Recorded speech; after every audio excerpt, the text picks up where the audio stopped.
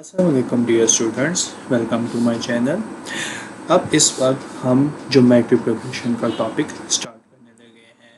Last 6-7 videos में हमने arithmetic progression का सारा टॉपिक किया, उसका कंसेप्ट समझा, उसकी एक्सरसाइजेस के क्वेश्चन 6.2, 6.3, 6.4 के सॉल्व किए। इंशाल्लाह 6.5 के भी जो क्वेश्चन होंगे वो मैं आपको सॉल्व करवा दूंगा। Now it's comes to geometry progression. ये प्रोग्रेशन की सेकंड टाइप है। प्रोग्रेशन की डेफिनेशन आप स्टार्ट में कर चुके थे जब आपने 6 अर्थमेटिक प्रोग्रेशन किया था कि आपके पास जो नंबर ऑफ टर्म्स के दरमियान पैटर्न होना चाहिए वो फिक्स होना चाहिए, either in addition, either in multiplication, either in subtraction. इस तरह के सीक्वेंस को आप प्रोग्रेशन कहते थे। अब ज्योमेट्रिक प्रोग्रेशन क्या होता है? आसान लफ्ज़ों में आप कहेंगे progression of a non zero terms. ये बात ज़हन में रखिएगा, अर्थमेटिक में ऐसा कुछ नहीं कहते थे, लेकिन यहाँ पे कहेंगे a progression of a non-zero terms is called a GP। Geometric progression को शॉर्टकट में क्या लिखते हैं? GP। if the new term of a progression can be obtained by multiplying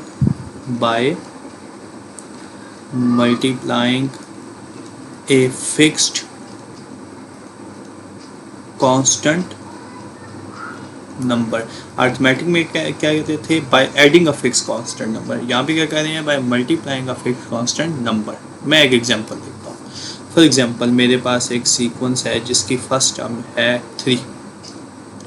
एक नंबर लेता हूँ, लेट अस से 2। आप इस सब को 2 से मल्टीप्लाई करते जाएं। 2 को 3 से मल्टीप्लाई किया तो अगली टर्म क्या आ गई? 6। 6 को 2 से मल्टीप्लाई किया तो 12। 12 को 2 से मल्टीप्लाई किया तो 24। 24 को 2 से मल्टीप्लाई किया तो 48। 48 को 2 से मल्टीप्लाई किया तो 96, अप टू 100। अब देखें, हर प्रीवियस टर्म को आपने एक फिक्स नंबर 2 से मल्टीप्लाई करना शुरू कर दिया। Multiply 2, multiply 2, multiply 2, multiply 2। तो ये जो फिक्स नंबर था जिसको 2 से मल्टीप्लाई कर रहे हैं, इसको ज्योमेट्रिक प्रोग्रेशन की दुनिया में कहेंगे कॉमन रेशो। तो बुक के मुताबिक जो डेफिनेशन लिखी है आपकी first year mathematics Punjab text book board में या किसी भी बुक में, उसमें वो आसान लफ्ज़ों में ये कहता है the common ratio between the two terms is same. एक ऐसा सीक्वेंस, इसको आप ज्योमेट्रिक सीक्वेंस कहेंगे नॉन ज़ीरो टर्म्स का, अगर दो टर्म्स की जो रेशो है कंसेक्टिव टर्म्स की कॉमन रेशो वो क्या हो? सेम हो। ठीक है। मैथमेटिकली आप इसको किस तरह लिखेंगे? लेट अस ये देखें, ये आपके पास एक नंबर लाइंस है। ठीक है। इसमें नंबर ऑफ टर्म्स हैं। एक है A1, फिर है A2, फिर है A3, फिर है A4, फिर है A5, A6, up to so on. चलते चलते किसी जगह जाके आएगी AN, फिर आएगी उससे पीछे AN-1, AN+1, up to so on. These are the terms. ये ज्योमेट्रिक प्रोग्रेशन कब बनाएंगे? इफ कॉमन रेशो को डिनोट करेंगे हमेशा आप R से। कॉमन रेशो का रूल मैं आपको बता देता हूँ। जैसे कॉमन डिफरेंस का होता था सक्सीडेड माइनस प्रीसीडिंग, यहाँ पे होगा succeeded divided by preceding. Succeeded को प्रीसीडिंग पे क्या कर दें? डिवाइड कर दें। यहाँ पे देखें कौन सा सक्सीडेड है। A2 को A1 पे डिवाइड करें, A3 को A2 पे डिवाइड करें, A4 को A3 पे डिवाइड करें, A5 को A4 पे डिवाइड करें, A6 को A5 पे डिवाइड करें। तो ये देखें जी, A2 divided by A1 common ratio होती है, A3 divided by A2 common ratio होती है, A4 divided by A3, up to so on. चलते चलते चलते इसका जनरल फार्मूला क्या बन गया? AN divided by AN-1। तो कॉमन रेशो क्या अप्लाई हुई यहाँ पे? आपके पास कॉमन रेशो अप्लाई हुई R is equal to AN divided by AN-1, where n is a natural number, sequence में प्रोग्रेशन में n नेचुरल होता है, n ग्रेटर देन 1, बिकॉज अगर n 1 हो तो 1 - 1, ये देखें 1 - 1 कितना हो जाएगा, 0 हो जाएगा, तो वो नेचुरल नंबर नहीं रहेगा। This is a general formula of a common ratio. इससे आप कॉमन रेशो को क्या करते हैं, डिफाइन करते हैं अर्थमेटिक प्रोग्रेशन में। अब गौर से देखें, जैसे अभी मैंने अबव लिखा है, तो कॉमन रेशो मेरे पास बन गई r is equal to a2 divided by a1 is equal to a3 divided by a2 is equal to a4 divided by a3 is equal to a5 divided by a4 up to so on. तो यहाँ से ये आपके पास common, यहाँ से मैं basically general term बनाने चाह रहा हूँ, जैसे जनरल टर्म अर्थमेटिक प्रोग्रेशन में बनाई थी, अब ज्योमेट्रिक की बनाने चाह रहा हूँ। r is equal to a2 by a1 हो गया, ठीक है। तो इट इम्प्लाइज a2 की सेकंड टर्म की क्या वैल्यू बन गई, a1r, जो मैंने आपको डेफिनेशन में ऊपर बता दिया था। एक फिक्स नंबर r से क्या करेंगे, पिछली टर्म को मल्टीप्लाई करते रहेंगे। सिमिलरली देखते जाएं, r is equal to a3 by a2 भी तो होता है ना, ठीक है। तो a3 क्या बन जाएगा, a3 बन जाएगा a2r। वही बात हुई कि एक पिछली टर्म को आपने फिक्स नंबर से मल्टीप्लाई कर दिया, लेकिन a2 की वैल्यू हम निकाल चुके हैं। ये हमने a2 की वैल्यू अब क्या करनी है, इधर पुट करनी है। पुट वैल्यू ऑफ a2, इधर a2 की वैल्यू पुट करें। जब a2 की वैल्यू पुट करेंगे तो देखिए ये क्या बन जाएगा, a3 is equal to, a2 की वैल्यू है a1r और एक r पहले से मौजूद है, तो a3 की वैल्यू बन गई a1r स्क्वायर। a3 की वैल्यू कितनी बनी है जी, a1r स्क्वायर वैल्यू बन गई। सिमिलरली अब यहाँ से आप नोट करते रहें, a2 निकाला तो ये हो गया a1r की पावर 1, जब a3 निकाला तो हो गया r की पावर 2। एक और टर्म समझ लें, फिर आपको ऑटोमेटिकली चीज़ें लिखनी आ जाएंगी। इसी तरह r a4 बाई a3 भी तो होता है ना, ठीक है। तो यहाँ से a4 क्या बन गया जी, a3r बन गया। a3 की वैल्यू रखें जी, पुट वैल्यू ऑफ a3, ये जो हमने ऊपर निकाली है भी है, वो क्या बन जाएगा आपके पास, a4 is equal to a3 की वैल्यू होगी जी a1r square dot r। It implies a4 की वैल्यू होगी जी a1r क्यूब। ये यहाँ से बेसिकली वैल्यूज़ क्या हो चुकी हैं, सिंप्लीफाइड होना शुरू हो चुकी है। नाउ अब आपने वैल्यूज़ लिखनी है। देखें जी, मैं दोबारा से रिपीट करता हूँ, जब हमने a2 लिखा तो वो क्या बना a1r, a3 लिखा तो क्या बना a1r स्क्वायर। इंडेक्स पे गौर करें, इंडेक्स और r की पावर में एक लेस हो रहा है। a4 लिखा तो कितना बना a1r क्यूब। इसी तरह जब हम a5 लिखेंगे तो वो कितना बनेगा जी a1r की पावर 4। यस एग्जैक्टली बेटा, ठीक कह रहे हैं आप, a1r की पावर 4। सिमिलरली a6 क्या बनेगा, a6 बनेगा a1r की पावर 5। r की पावर में एक एक इंडेक्स क्या हो रही है, कम होती जा रही है। इसी तरह कंटिन्यू होते हुए an जो जनरल टर्म है वो क्या बनेगी, वो बनेगी a1r की power n-1। This is called this is a general term of AP। अब इसमें चार चीजें हैं, this is called general term of GP, sorry AP कह गया हूँ, ज्योमेट्रिक प्रोग्रेशन। उसी तरह चार चीजें हैं। हाँ जी, an क्या है, सबसे पहले an है कोई भी nth टर्म जिसके बारे में आप नहीं जानते, 100 टर्म में 500 टर्म में, हम उसके बारे में कुछ भी नहीं जानते। a1 क्या है, हमेशा a1 है फर्स्ट टर्म, पहली टर्म क्या होगी।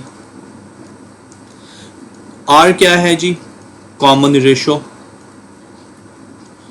और उसी तरह लास्ट टाइम की तरह n क्या है, नंबर्स ऑफ टर्म, टोटल कितनी टर्म्स होंगी, ये n डिसाइड करता था। यही हमारे पास अर्थमेटिक में भी यही था। अब एक और कंसेप्ट जो मैं डिफाइन करवाना चाह रहा हूँ, देखिए मैंने इस क्वेश्चन के स्टार्ट पे लिखा है, ये देखिएगा, progression of a non zero terms.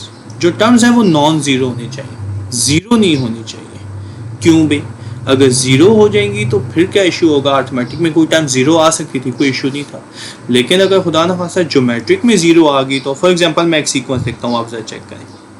मैं लिखता हूँ यहाँ पे जी लेटर से 0 2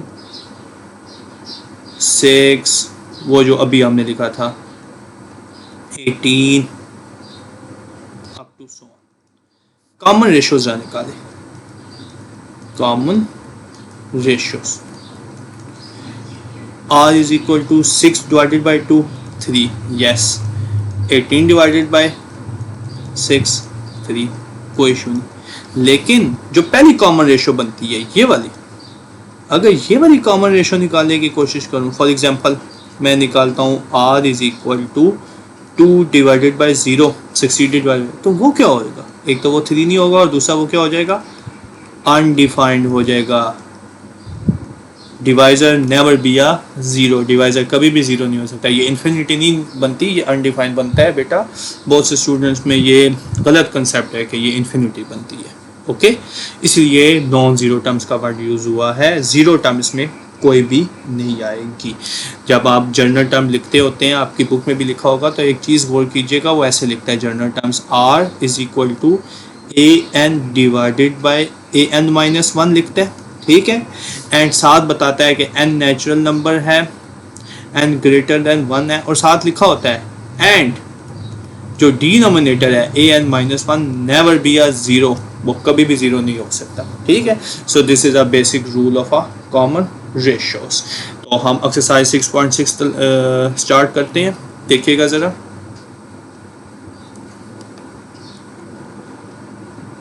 सॉरी, तो हम आ जाते हैं इस वक्त एक्सरसाइज नंबर 6.6 ज्योमेट्रिक प्रोग्रेशन की पहली एक्सरसाइज। जैसे एक्सरसाइज 6.2 थी अर्थमेटिक प्रोग्रेशन की, ये है ज्योमेट्रिक प्रोग्रेशन की सबसे फर्स्ट एक्सरसाइज। ओके जी, क्वेश्चन नंबर 1 क्या है जी?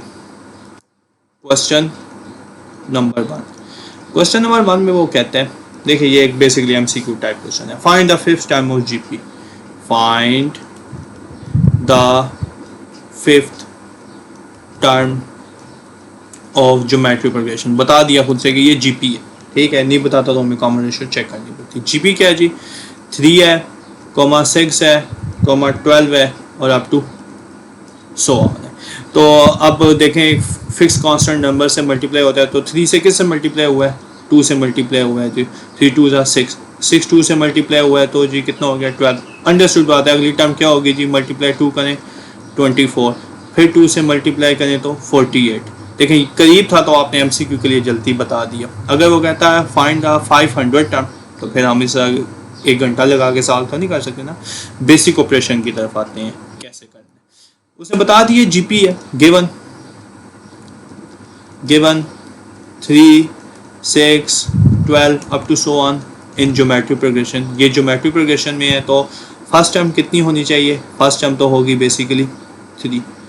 कॉमन रेशियो कैसे निकालते हैं? r is equal to a2 divided by a1, succeeded divided by preceding, 6 divided by 3। तो कॉमन रेशियो कितनी आ गई जी? 2 आ गई, ठीक है। अब यहाँ पे तो सिंपल था, आपने क्या निकालना था? सेंस a5 किसके इक्वल होता है? a1 r की पावर 4। तो a1 कितना है जी? 3 इंटू 2 की पावर 4, 3 इंटू 16 48 आंसर्स, ठीक है। अगर वो इसमें कहता व्हाट इज SLO, बेसिकली कह देता टू फाइंड, लेट ऐसे मैं कहता हूँ A49 फाइंड करें, तो A49 क्या होता है यहाँ पे? A1 R की पावर 48, ठीक है। कोई बहुत बड़ी टर्म पूछ ली तो इससे सिंप्लीफाई करना। एक और भी बहुत अच्छा SLO पूछ सकता है। अगर वो यहाँ से मुझसे कह देता टू फाइंड A की पावर A सब इंडेक्स -5, तो वो क्या होता बेटा? जी बोले, हाँ सही कह रहे हैं, A1 R की पावर -6 होता। यस, आप बिल्कुल गलत कह रहे हैं।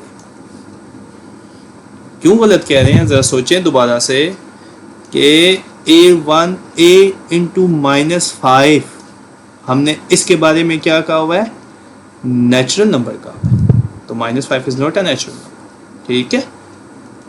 ये नहीं हो सकता। ये बेसिकली मैंने आपको 2 SLO लिख के दिए हैं, आप ज़रा चेक कीजिएगा। इसी तरह अब आगे हैं, क्वेश्चन नंबर 2, 3 और 4 बिल्कुल सिमिलर एक जैसे हैं, इनमें कोई चेंजिंग नहीं है। तो मैं यहाँ पे क्वेश्चन नंबर 4 ट्रैक कर पा रहा हूँ।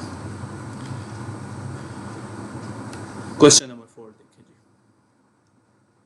क्वेश्चन नंबर 2, 3 और 4 में आपने कोई टर्म ही फाइंड करनी है, उसमें जस्ट आयोटा का एक लफ्ज़ का इजाफा हो चुका है, नथिंग एल्स, और कुछ भी नहीं है। और ये नहीं बताया हुआ कि ज्योमेट्रिक प्रोग्रेशन है या नहीं है, आपने पहले खुद डिसाइड करना है ज्योमेट्रिक है। तो मैं 4 करवा देता हूँ, ठीक है। क्वेश्चन नंबर 4 देखें 4 कैसे। 4 में उसने पूछा हुआ है जी, find the 11th term of the sequence, find the 11th term of the sequence. अब यहाँ पे तो सारे 6.6 से है, इसलिए हम कह सकते हैं ज्योमेट्रिक प्रोग्रेशन है, लेकिन पेपर में कैसे डिसाइड करेंगे वो मैं आपको बताता हूँ। देखिए सीक्वेंस क्या है जी, 1 प्लस आयोटा पहली टर्म, कॉमा 2, फिर 2 into 1 minus iota up to so on, 3 terms बता दीजिए। देखें जी सोल्यूशन पे आते हैं। अब कॉमन डिफरेंस लेके देखें जी, कॉमन डिफरेंस सेम नहीं आएगा, मतलब ये अर्थमेटिक नहीं है, ये आपने रफ वर्क में जल्दी जल्दी करके देखते हैं। कॉमन डिफरेंस लिया नहीं सेम आया तो मतलब एपी नहीं है। अब देखते हैं जीपी है कि नहीं है। देखिए फर्स्ट टर्म में 1 प्लस आयोटा, ठीक है। नाउ कॉमन रेशो चेक करते हैं। कॉमन रेशो लास्ट लेक्चर आप देखिएगा, उसमें मैंने कॉमन डिफरेंस कैसे लेते हैं वो बताया हुआ है, ठीक है। कॉमन रेशो हो गया जी A2 डिवाइडेड बाई A1, मतलब 2/1 प्लस आयोटा। तो R is equal to 2/1 plus iota. इसको जरा सिंप्लीफाई करते हैं, कोशिश करें अगर किसी क्वेश्चन में, जैसे क्वेश्चन नंबर 2 में डिनोमिनेटर में कॉम्प्लेक्स नंबर आ जाए तो उसको रेशनलाइज करके न्यूमरेटर में लें। ये हो गया जी 1 minus iota over 1 minus iota, ये हो गया जी 2 इंटू 1 माइनस आयोटा आवर 1 का स्क्वायर माइनस आयोटा का स्क्वायर। अवर आलिए क्या बन गया 2 इंटू 1 माइनस आयोटा अवर 1 का स्क्वायर 1, आयोटा का स्क्वायर -1 और minus minus plus 1, 2 into 1 minus iota into 1 plus 1। तो कॉमन रेशो हमारे पास बनी जी 2 इंटू 1 माइनस आयोटा बाय 2, 2 से कैंसिल, तो एक कॉमन रेशो आ गई 1 माइनस आयोटा। ये किसकी आई है कॉमन रेशो? अभी ये कॉमन रेशो आई है सिर्फ A2 माइनस A1 की। अब दूसरी कॉमन रेशो निकालें, आल्सो कॉमन रेशो,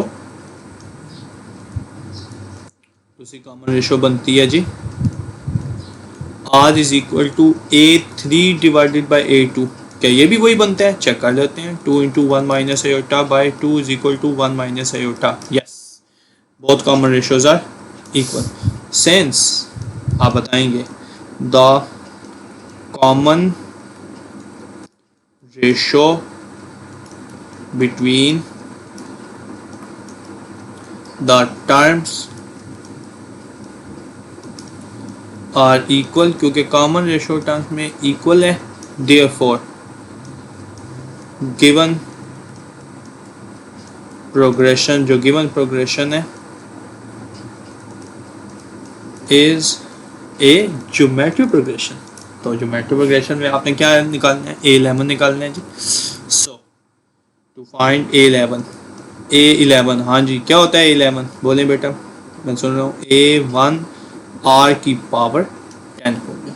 तो वैल्यूज पुट करें, हल करें जी। A1 की कितनी वैल्यू थी स्टार्ट में? देखें जी, A1 की वैल्यू थी 1 प्लस आयोटा, ये लिखी हुई है जी A1 की वैल्यू, ये चेक कर सकते हैं आप, 1 प्लस आयोटा। और कॉमन रेशो कितनी आई है जी? 1 माइनस आयोटा, ठीक है। तो 1 plus iota into 1 minus iota की पावर 10। अब 1 माइनस आयोटा की पावर 10 को कैसे सिंप्लीफाई करें? टफ लग रहा है, ऐसे देखें जी, 1 प्लस आयोटा इंटू, लिख सकते हैं आप ऐसे, 1 माइनस आयोटा की पावर 2 इंटू 5। आपने चैप्टर नंबर 1 में बहुत ब्रीफली पढ़ा था कि 1 माइनस आयोटा का स्क्वायर किसके इक्वल होता है जी? 2 आयोटा के होता है। नहीं आता, नहीं समझ आ रही तो ओपन करके चेक कर लें, सिंपल। ये हो गया जी 1 plus iota into 1 minus iota की जगह कितना आ गया स्क्वायर की जगह? 2 आयोटा की पावर 5, इसकी पावर 5 भी है, ठीक है। Now simplify it more. A11 is equal to 1 plus iota 1 plus iota into 2 की पावर 5 and iota की पावर 5. A11 1 plus iota 2 की power 5 32 and iota 5 into iota 4 into iota, oh sorry 32, मैं 35 लिख गया हूँ, that's 32. तो A11 is equal to 32 into 1 plus iota. Now what is basically iota 4? Iota 4 क्या होता है? Is iota square into square into iota. A11 is equal to 32 into 1 plus iota into iota square minus 1 का square into iota. A11 is equal to 32 into 1 plus iota minus 1 का square positive हो गया और एक iota. iota को अंदर multiply करें जी, तो ये बन गया आपके पास 32 iota plus iota square. तो व्हाट इज iota square? ये हो गया iota माइनस 1, या चाहे तो नेगेटिव कॉमन ले लें तो ये बन जाएगा आपके पास 32 ऑफ 1 माइनस iota. ये बेसिकली आपके पास इस क्वेश्चन का आंसर बनता है. Sorry 1 minus iota minus 2 iota होता है, हमने मिस्टेक की, माइनस 2 iota. तो माइनस 2 की पावर 5 कितना हो जाना चाहिए? माइनस 32 हो जाना चाहिए, माइनस 32. तो माइनस 32 इंटू ये A11 बन गया हमारे पास माइनस 32 इंटू नेगेटिव कॉमन ले तो प्लस 1 माइनस iota. ये आंसर बना है. 1 प्लस iota जो होता है, 1 प्लस iota का स्क्वायर जो होता है वो होता है 2 iota. 1 माइनस iota का स्क्वायर माइनस 2 iota होता है. ये बेसिकली इसका का क्वेश्चन था. अब आपने क्वेश्चन नंबर 2 और 3 एज सच इसी तरह खुद सिंप्लीफाई करना है. क्वेश्चन नंबर 5 एक वर्ड प्रॉब्लम है, ठीक है, वो इंशाल्लाह ताला ऑटोमोबाइल वाला क्वेश्चन है, वर्ड प्रॉब्लम के साथ ही कराऊंगा. क्वेश्चन नंबर 6 अच्छा क्वेश्चन है और ये ऐसा 6-7 शॉर्ट के लिए बहुत फेवरेट हो सकते हैं, फेडरल बोर्ड के पॉइंट ऑफ व्यू से या पंजाब बोर्ड के पॉइंट ऑफ व्यू से. क्वेश्चन नंबर 6 देखें क्या क्वेश्चन नंबर 6 कहता है, which term of a sequence, which term of the sequence, sequence की कौन सी टर्म होनी चाहिए जी? X square minus y square एक सीक्वेंस बताया हुआ है, x square minus y square comma x plus y comma x plus y divided by x minus y is x plus y divided by x minus y की power 9. देखें जी question बहुत meaningful है. कहता है कि ये वाली जो टर्म है जिसको मैं हाईलाइट कर रहा हूँ, ये वाली ये सीक्वेंस की कौन सी टर्म होनी चाहिए? ठीक है, 5वीं टर्म होनी चाहिए, 7वीं होनी चाहिए, 100वीं होनी चाहिए, 1000वीं टर्म होनी चाहिए या होनी ही नहीं चाहिए. ठीक है, तो हम चेक करते हैं कि ये कौन सी टर्म होनी. कब टर्म नहीं होगी? जब नेचुरल नंबर नहीं आएगा. अगर 5, 6, 7, 8 आ गया मतलब 5 टर्म है, 6 टर्म है या 7 टर्म है. चेक करते हैं क्या ये वाकई ज्योमेट्रिक प्रोग्रेशन है. अब यहाँ से तो अंदाज़ा नहीं कर सकते कि ये ज्योमेट्रिक प्रोग्रेशन है. पेपर में अगर साइज 6.6 का क्वेश्चन है तब तो अंडरस्टूड है ज्योमेट्रिक है, लेकिन पेपर में कैसे चेक करेंगे? देखें जी, A1 is equal to x square minus y square. Now उसी तरह ले जी कॉमन रेशो, कॉमन रेशो देखते हैं क्या होती है. एक तो कॉमन रेशो आती है R is equal to A2 divided by A1. A2 क्या बनता है जी? x plus y and A1 हो गया जी x square minus y square. तो ये आपके पास बन गया जी x plus y into x plus y and x minus y. तो x plus y cancel, so it implies R is equal to ये बन गया 1 ओवर x माइनस वाई. ये मतलब R की एक वैल्यू आई है. कैसे आई है? A2 और A1 को डिवाइड करने से आई है ये वाली R की वैल्यू. क्या दूसरा भी ऐसे ही है? Also R is equal to A3 divide, अगर तो वो लिख देता है कि ज्योमेट्रिक है तो फिर A3 divided by A2 check करने की कतन कोई ज़रूरत नहीं है, फिर अंडरस्टूड बात है। लेकिन अगर नहीं लिखता तो फिर बेटा आपको चेक करना पड़ेगा। A3 डिवाइडेड बाई A2 करें, A3 क्या बनता है जी, x plus y divided by x minus y, and A2 क्या आता है, A2 आता है जी x प्लस वाई। तो अंडरस्टूड बात है, x प्लस वाई से कैंसर, तो आंसर आ गया 1/x माइनस वाई, आंसर आ गया। ये एक और कॉमन रेशियो का आंसर है। तो देखें जी दोनों कॉमन रेशियोज के आंसर्स क्या आ गए, इक्वल आ गए। तो आप बताएंगे since the common ratio between the terms are equal, क्योंकि कॉमन रेशियो टर्म्स के दरमियान इक्वल है, देयरफॉर गिवन प्रोग्रेशन, जो प्रोग्रेशन हमें बताया हुआ है, इज ए ज्योमेट्रिक प्रोग्रेशन। अगर ज्योमेट्रिक प्रोग्रेशन है तो आपने क्या बताना है, मैं दोबारा से क्वेश्चन को रिपीट करता हूँ। आपने यहाँ पे बताना है कि ये एक सीक्वेंस जारी है, x square minus y square comma x plus y divided by x minus y. ये वाली टर्म कौन सी होगी जी, ये जो लिखी हुई है x plus y over x minus y की पावर 9, ये कौन सी टर्म होगी इसकी। तो मैं कहता हूँ जी लेट करता हूँ ये nth टर्म होगी, x plus y over x minus y की पावर 9। ये कोई nth टर्म है, मुझे नहीं पता इसकी क्या पोजीशन है। और a1 कितना है, x square minus y square है, और कॉमन रेशो हम ऊपर निकाल चुके हैं, एंड और कॉमन रेशो कितनी है 1/x माइनस वाई है। ये चीज़ें यहाँ तक हम कर चुके हैं। अब since general term of AP GP वो होती है an is equal to a1 r की पावर n-1। तो पुट वैल्यूज़ यहाँ पे वैल्यूज़ को क्या करें, पुट करना स्टार्ट करें जी, ठीक है। तो an की जगह आपने लिख दिया जी x plus y divided by x minus y की पावर 9। a1 की जगह आपने लिख दिया जी x square minus y square, ठीक है। और common ratio 1/x minus y की पावर क्या लिख दिया n, ठीक है। Now start simplifying. लुक ये तो as it is x plus y x minus y की पावर 9। राइट साइड पे एक्स के माइनस वाई स्क्वायर बन गया जी x plus y into x minus y 1 की power n into x minus y की पावर n हो गया। पावर जो n थी वो दोनों पे ब्रेक कर दी। तो x प्लस वाई से क्या हो गया, कैंसिल हो गया।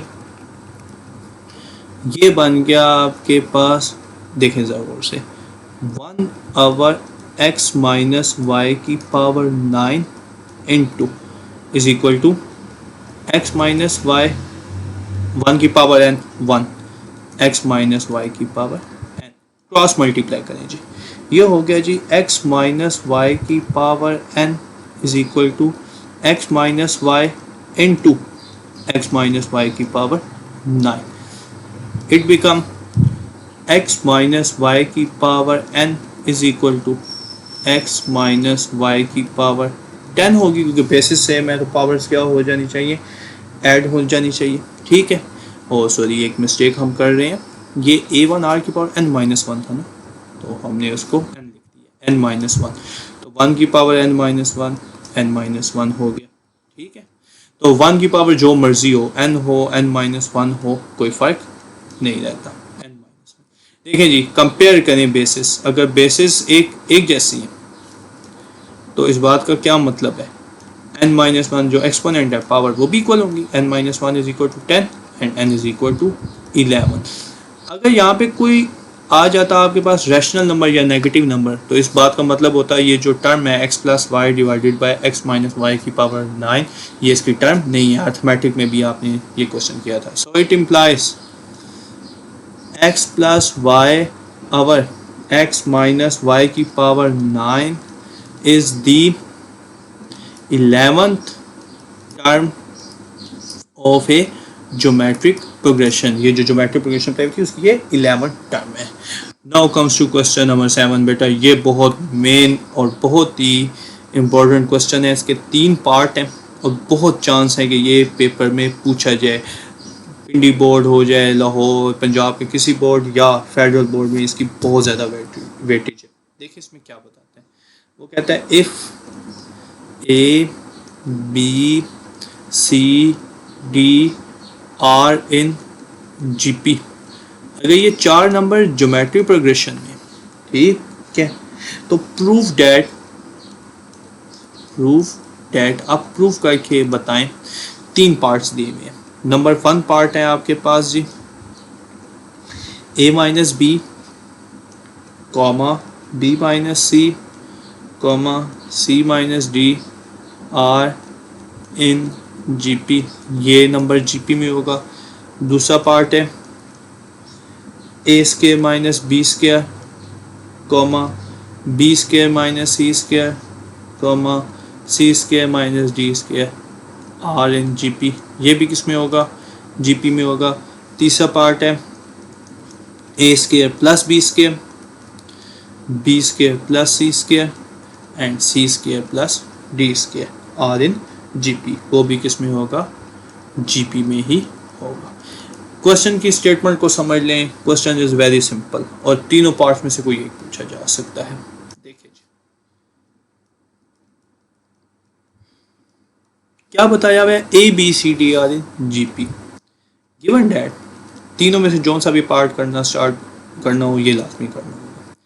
Given that ABCD are in GP, ये चारों नंबर GP में है। अगर GP में है तो इस बात का क्या मतलब है? Then common ratio R B divided by A is equal to C divided by B is equal to D divided by C के इक्वल होगी। ये देखिए जी कॉमन रेशो क्या होता है? Succeeded divided by preceding, succeeded divided by preceding, succeeded divided by preceding. अगर common ratios आपके पास इक्वल है तो यहाँ से आपके पास वैल्यूज बनी। क्या वैल्यूज बनी? R is equal to B by A हो गया, R is equal to C by B हो गया and R is equal to D by C हो गया। सो B बन गया आपके पास A डॉट R, ये B की वैल्यू आ गई A into R। Similarly C की वैल्यू कितनी हो जाएगी? B into R। यहाँ पे B की वैल्यू पुट करें जी, put value of B, put value of B जो भी आपने निकाली हुई है क्या होगी जी? C is equal to A dot R और एक R पहले से, तो C की वैल्यू कितनी बन गई जी? AR square, value of C इज AR स्क्वायर बन गई। ठीक है। Similarly D is equal to RC हो गया या C डॉट R हो गया। यहाँ पे C की वैल्यू रखें जी जो भी हमने निकाली है, पुट वैल्यू ऑफ C, तो D बन जाएगा आपके पास AR स्क्वायर इंटू R, तो D बन गया आपके पास AR क्यूब। ये हमारे पास हमने एक गिवन डेटा के मुताबिक वैल्यूज़ को निकाल लिया। नाउ पहले आ जाए नंबर 1 पार्ट पे जी। नंबर 1 पार्ट पे क्या है जी? अब आपने क्या शो करना है? शो डैट, ये इसके लिए आपने प्रूव करना है जी कि जो नंबर्स हैं A minus B, A minus B comma B minus C comma C minus D are in GP, कि ये जो नंबर्स हैं ये GP में है। चेक कर लेते हैं, कोई इशू नहीं। अगर ये GP में है तो चेक करें। देन तो B minus C divided by A minus B किसके इक्वल होना चाहिए? C minus D divided by B minus C के इक्वल होना चाहिए। ज़रा वैल्यू रखें ना, put value of B C and D, put values of B C and D, B C और डी की तीनों की वैल्यू हमने इन टर्म ऑफ ए निकाल लिया, ये ऊपर मैंने उसको अंडरलाइन भी किया हुआ है।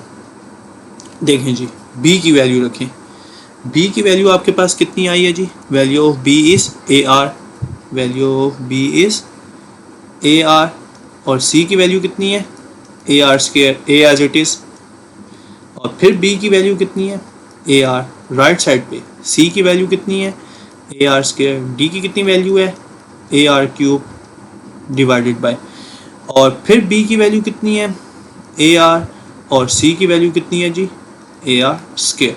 चेक करते हैं न्यूमरेटर में क्या कॉमन आ रहा है, न्यूमरेटर में कॉमन आ रहा है ए आर, तो बाकी कितना रह जाएगा जी 1 माइनस आर, और डिनोमिनेटर में क्या कॉमन आ रहा है ए, तो कितना रह गया जी 1 माइनस आर। सिमिलरली इधर क्या कॉमन आ रहा है ए आर स्क्वायर, तो कितना रह जाएगा 1 माइनस आर, एंड डिनोमिनेटर में क्या कॉमन आ रहा है ए आर, तो कितना रह जाएगा जी 1 माइनस आर, 1 माइनस आर से कैंसिल, ए से कैंसिल, ए से कैंसिल, आर स्क्वायर से कैंसिल, तो R is equal to R, yes common ratios तो इक्वल होती है, ठीक है। सो इट इम्प्लाइज, यहाँ से हमें क्या पता चला, A minus B comma B minus C comma C minus D also in GP, ये भी किस में होंगे जी जीपी में ही होंगे।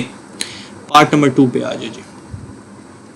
अब पार्ट नंबर 2 और 3 सेम है, मैं 2 कराऊंगा तो 3 ऑटोमेटिकली हो जाएगा।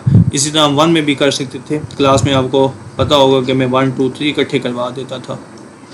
पार्ट नंबर 2 में क्या है, A square minus B square comma C B square minus C square comma C square minus D square are in GP, ये प्रूव करना है जी। अगर ये जीपी में है तो इस बात का क्या मतलब है जी, then B square minus C square divided by A square minus B square is equal to C square minus D square divided by B square minus C square के इक्वल होना चाहिए। तो यहाँ पे वैल्यूज रखना शुरू करें, वही वैल्यूज जो हमने निकाली हुई हैं, पुट वैल्यूज ऑफ बी की वैल्यू है ए आर जो हमने स्टार्ट में निकाली थी, सी की वैल्यू है ए आर स्क्वायर और डी की वैल्यू है ए आर क्यूब। देखें जब कोई पार्ट आएगा 1 2 3 तो आप स्टार्ट में ये वाला सारे स्टेप्स करेंगे, यहाँ से लेके यहाँ तक आपने स्टेप्स करने ही करने हैं, ये वाले जो मैं लिख रहा हूँ, ये जिन पे मैंने रेड लाइन लगाई है, ठीक है, ये मैंने टिक भी कर दी है। ये करने के बाद आपने कोई पार्ट करना है ना, पार्ट नंबर 1 2 3 तीनों में से कोई एक आएगा।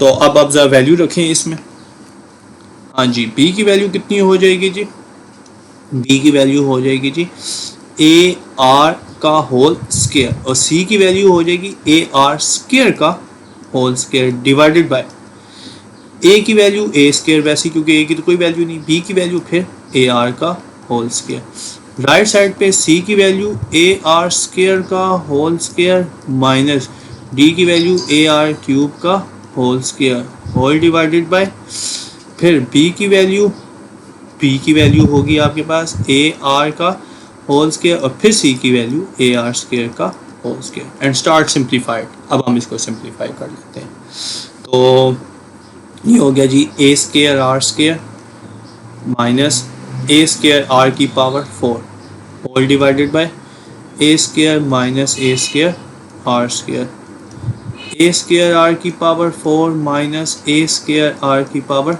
6 और A square R square minus A square R की पावर 4।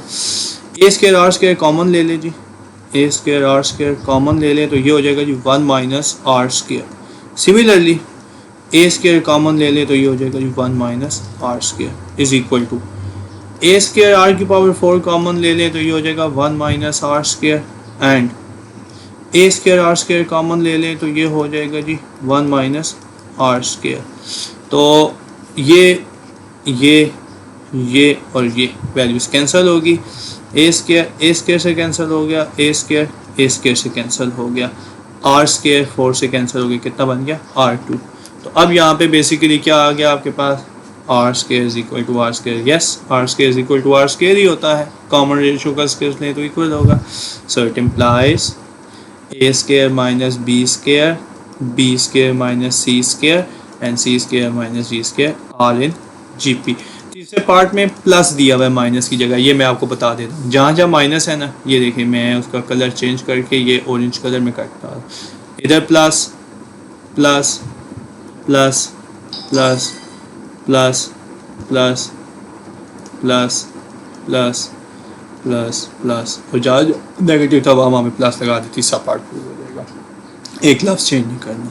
ठीक है बेटा, ये बहुत मेन क्वेश्चन है, बहुत ज़्यादा इसके चांसेस है और ये पूछा गया है, इसको आप किसी कीमत पे भी लेफ्ट नहीं कर सकते हैं, क्वेश्चन नंबर 7 को।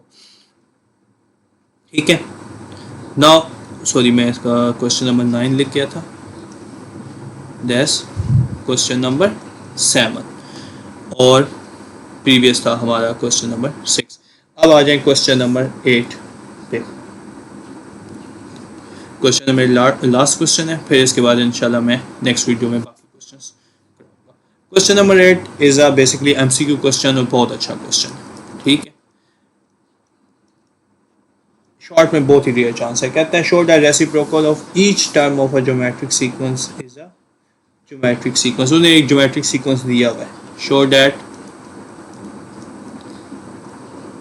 the reciprocal of each term, reciprocal लें जी, each term of a geometric progression है जी A1 comma A1R A1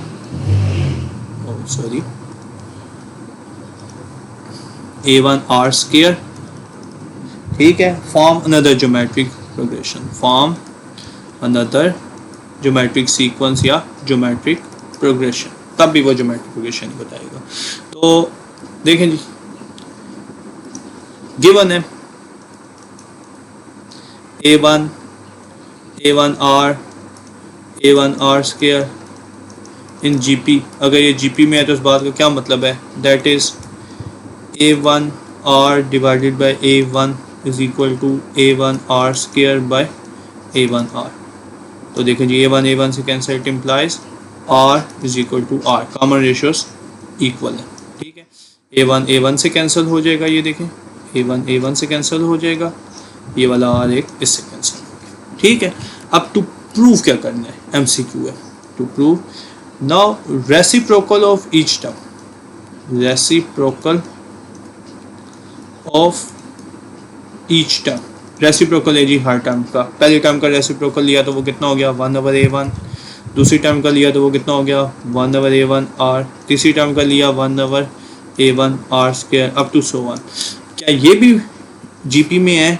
अगर ये जीपी में है, to prove the progression in GP, ये जो सीक्वेंस बताया हुआ है ये आपके पास जीपी में है, तो इस बात का क्या मतलब है जी, इस बात का मतलब है सिंपल, रेसिप्रोकल लें जी, succeeded divided by preceding, succeeded divided by preceding. तो ये देखें मैं डिवाइड करता हूँ, 1/A1R divided by 1/A1 is equal to 1/A1R square is equal to 1/A1R। तो अंडरस्टूड है, A1 से कैंसिल, A1 से कैंसिल, R इससे कैंसिल, तो ये बन गया आपके पास 1/R is equal to 1/R, या आसान लफ्ज़ों में R is equal to R। So reciprocal of each term of GP is GP। अब देखें SLO MCQ क्या बन सकता है, जो असल चीज़ बतानी है, ये तो ऐसा इतना खास क्वेश्चन नहीं था। SLO जो पंजाब के बोर्ड हैं, पिंडी बोर्ड या लाहौर बोर्ड, उसमें ये क्वेश्चन 2 मार्क्स का शॉर्ट में आ सकता है। आप कह सकते हैं आसान लफ्ज़ों में 1/A1 1/A1R 1/A1R स्क्वायर इन GP, उनमें ये क्वेश्चन आ सकता है। लेकिन फेडरल बोर्ड में तो बहुत ही रेयर चांस है। SLOMCQ क्या बनेगा? क्वेश्चन बनेगा इफ 2 6 12 या 2 6 18, ठीक है, इन GP, देन तो ऑप्शंस दिए होंगे, उनमें से एक ऑप्शन इस तरह दिया जाएगा, ठीक है, ABCD। अगर लेटर से कोई ऑप्शन दे दिया गया, देन 1 hour 2 6 18 इन GP, ठीक है, 1 hour 2 1 hour 6 18 इन GP, ठीक है। सी ऑप्शन में 1 hour 2 1 hour 6 1 hour 18 इन GP, ठीक है, या ऑल ऑफ दीज। तो reciprocal of each term of geometric progression is geometric progression. तो ये आपके पास ऑप्शन होगा, इज अ राइट ऑप्शन। तो थैंक यू वेरी मच बेटा। ये मैंने यहाँ तक क्वेश्चन नंबर 8 तक करा दी है। इंशाल्लाह नेक्स्ट वीडियो में मैं क्वेश्चन नंबर 9 10 11 12 एंड 13 को सिंप्लीफाई करवा दूँगा। 14 तक मैं ये एक्सरसाइज ख़त्म कर दूँगा। तो इंशाल्लाह नेक्स्ट वीडियो में हम यही एक्सरसाइज 6.6 कंटिन्यू करेंगे। अल्लाह हाफिज़ बेटा।